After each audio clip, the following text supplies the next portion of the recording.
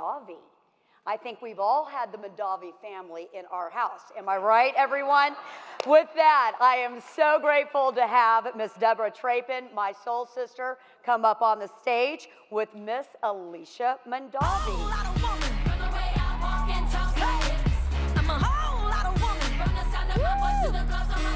Hello, woman up. Are you ready for some wine and women wisdom? All right. I'm so excited about this chat. For those of you who have been connected with me for any amount of time, you know that I used to actually have a show called Women on Wine TV, and that focused on a lot of female winemakers. And so when Sarah told me that Alycia Mondavi was going to be here, I about had a fit. She was like, "Are you okay?" I'm like, and not only that, but this woman is hilarious. I am so excited for you to meet her, to get to know her. Obviously, you've heard Alycia Mondavi, so she's part of a tiny little wine family. Teeny tiny. Although we all know there are so many connections between wine and real estate. Right? Not only do we drink it, however, think about it. The curb appeal of a wine label bottle is like the curb appeal of a home. How many times have you chosen a wine bottle because the label was awesome? Yes. Oh, and by the way, over 80% of wine is consumed by women. No joke, no joke. And 85% of the decision on who is purchasing the wine is women. It's just like real estate. So, without further ado, we love to have conversations with leaders inside the Woman Up community. And one of the things we love to talk about is our first leadership role. So we'd love to hear, like, what does one do when your family is an empire inside the wine industry? Like, what was your first job? Yeah, so first of all, thank you everyone for having me here today. I like to say my first experience in wine, I was basically bottle fed it. And but in all reality, it was at the age of 4, my parents put half water and half wine in a tumbler glass, and we had that with dinner. So little did I know, I thought that was a treat, and little did we realize that was just priming our palate. So, and I am thankful for that. And then shortly after, so about the age of 10, my parents made my sisters and I've got 3 sisters, work at the winery. So we worked in the cellar and in the lab. By the age of 12, we were training managers on how to run analysis on wine. The job entailed everything from dishwasher cleaning bottles to pulling samples, running analysis, and what have you, all for 25 cents an hour. So yeah, at the age of 10, where most of my friends were going to camp, I was quite literally clocking in at 8 a.m., taking an hour lunch break and clocking out at 5 p.m. And I did that until the age of 17 every summer. So it was fun-ish. I always said it was child labor, and I was bummed about it, but now I really am thankful. It taught me the foundation of the family business early on, and also it taught me work ethic. So almost to the detriment, because I can't figure out how to turn work off yet. Well, and when work is wine, how does one do that? That's true. That is true. It is. That's very true. And I'm fortunate. I love what I do. And I did dabble outside the industry for a little bit of time before jumping back into the wine business. And I haven't looked back. So it does make things fun. Yeah. Well, one of the fun things that you were sharing with me is that when your family, first of all, has bylaws, yes, but you also have a rule where you have to work outside of the wine industry before you can actually be allowed back in. So tell us about that. Yeah, so actually it's not necessarily we're required to work outside the wine industry. We just have to work outside the family business for 5 years. My family, my great-grandparents were the ones that started in the wine industry 100 years ago, and we acquired Charles Krug Winery in 1943. And that's when real estate back then, it was 140 acres with 2 historical buildings on it that my great-grandparents purchased for $75,000. And yeah, now we're averaging $1 million an acre in Napa Valley, so times have changed. I would say that my great-grandparents made a very smart business investment decision, and I'm fortunate to reap the rewards of it. So anyways, that said, my sisters and I and our cousins have all spent time working outside the family business, and it's only been more recent that some of us have started jumping in and helping at the Charles Krug Winery on a brand ambassador role and shareholder level. Excellent. So give us a sneak peek into the bylaws side of things, because I thought this was really interesting. We have so many legacy families inside real estate, so many moms and dads and grandparents that pass the business down. So how does that work? How does it determined inside your family? Yeah, it's very complicated. We're still trying to figure it out ourselves. I don't think there's a perfect formula. How many have family businesses in the room? They're a significant amount. It's incredibly rewarding. It's also incredibly challenging. So for us, it is a moving target constantly. We're constantly adapting and adopting new policies just to try and figure out what the best fit is. Only one, I'm 4th generation, so it's only one sister works for the family business, and the rest of us are kind of dabbling outside, working for other competitors, or have started our own projects on the side. And then, as I mentioned, we jump in for ambassador roles. The bylaws are very complicated. My grandfather was extremely proactive in estate planning. He watched too many of his friends and colleagues lose properties due to inheritance tax purposes. So he was very proactive in gifting everything down so that when he did pass, which was 3 years ago at the age of 101, so he says, drink wine and drink a lot of it. Specifically Charles Krug is what he always said.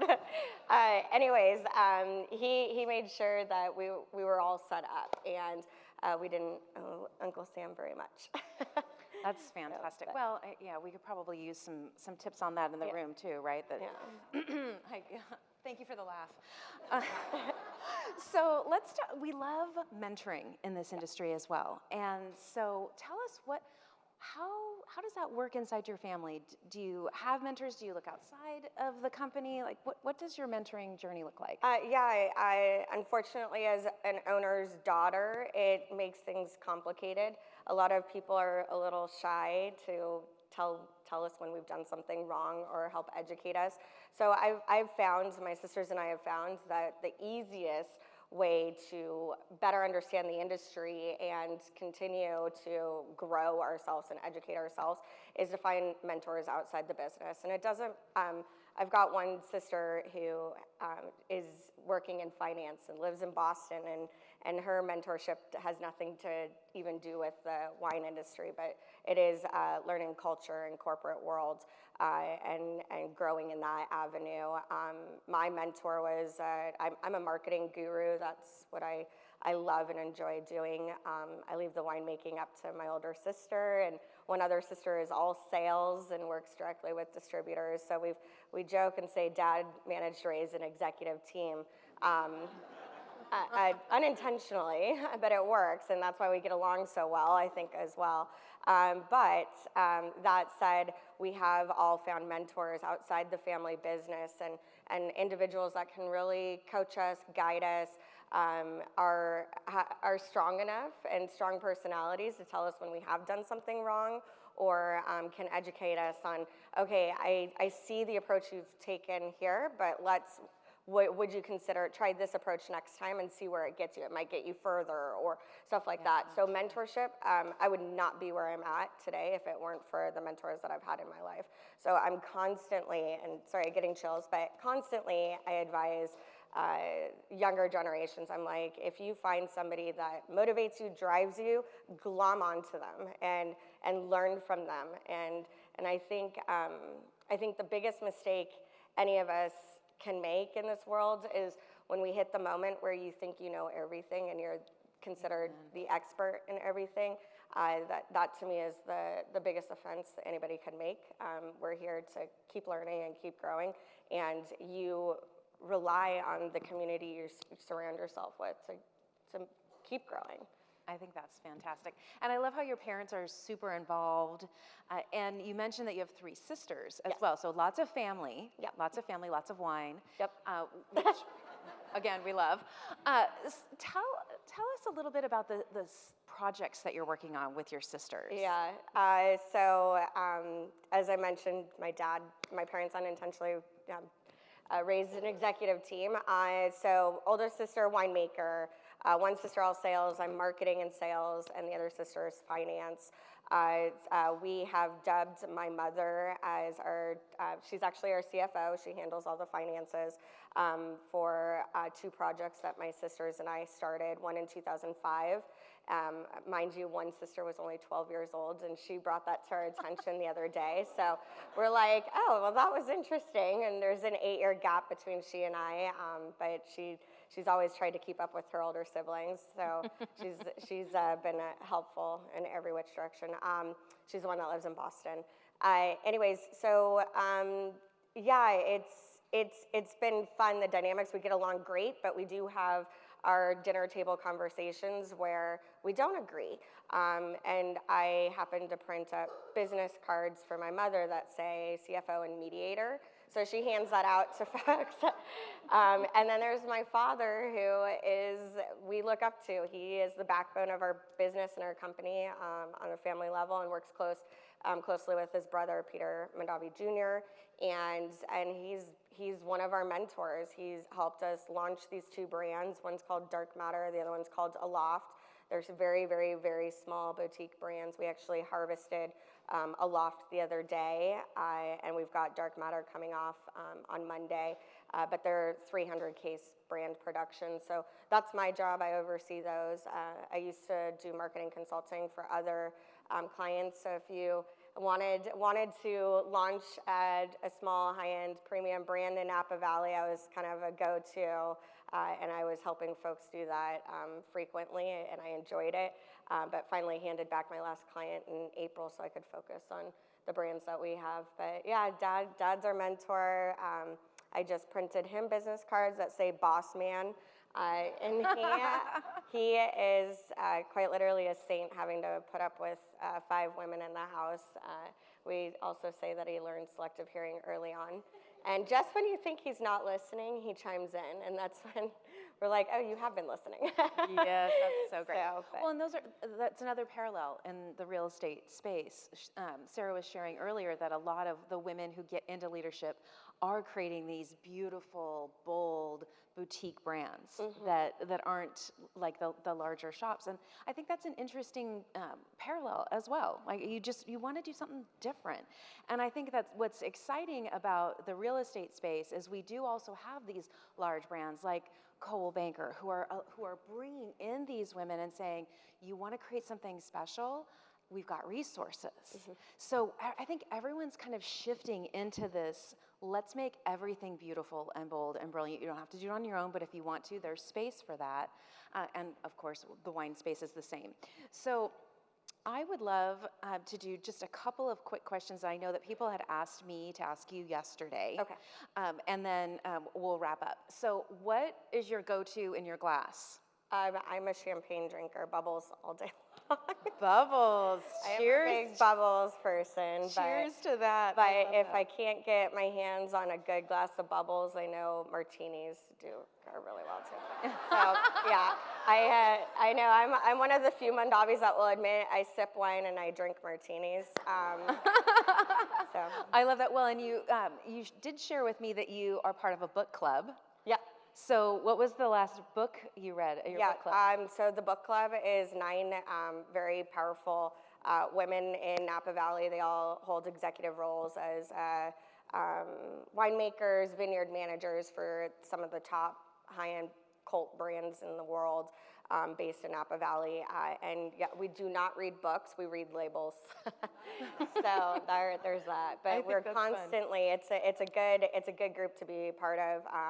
Currently, I just woke up this morning and there's a a fire in Sonoma County. And there's a lot, that group, we all band together and figure out who needs help. If they're ever short on, we're dealing with power outages. We just were without power 3 days last week, and they're gonna shut off power. They've already shut off power yesterday, and it's looking like it's getting extended through Tuesday because of the winds. So the group works together to figure out who needs generators, who needs tanks, who needs anything that you could possibly imagine just to help keep companies functioning and operating. And fruit needs to come off the vines, and wine needs to be produced, and it's a very tight window, and that to be able to produce quality wine. So we try to help each other out. I love that. I love, again, the parallels. Women coming together, drinking wine, sharing each other's lives, our businesses coming together. So thank you so much. Any last bits of words you have that you want to speak over the women in the room? Well, I mean, my father would probably kick me if I didn't say it, but since you're all in real estate too, if you have folks that are looking for property, especially for ag, lead with water first. So look for your water sources and go from there, because we are first and foremost farmers as a family. We would not be in the position we are today if it were not for the property investments that my grandfather made in the 50s and 60s, and everything stemmed around water. So that's good advice. Yeah. Excellent. Well, thank you so much for joining us. Yeah. Excellent. Thank you. Thanks.